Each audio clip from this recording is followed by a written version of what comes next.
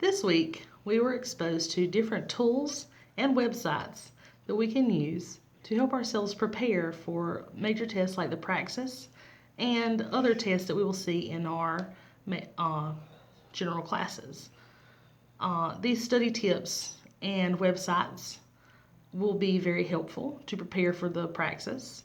For example, knowing how long to expect the test to be and what kinds of questions to expect to see on them, as well as different study habits and practices.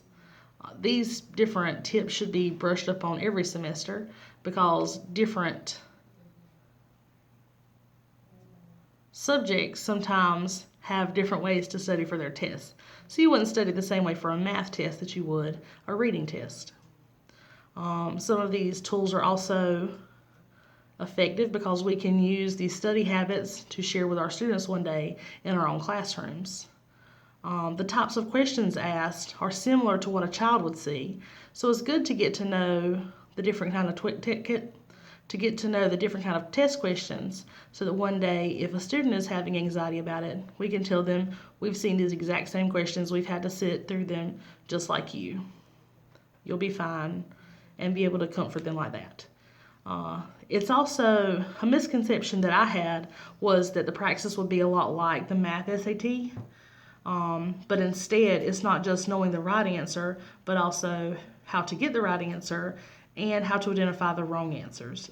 This will help one day whenever we have students who may have the wrong answer, and we can find where they got lost at and be able to help them improve their small mistakes to understand the larger concept.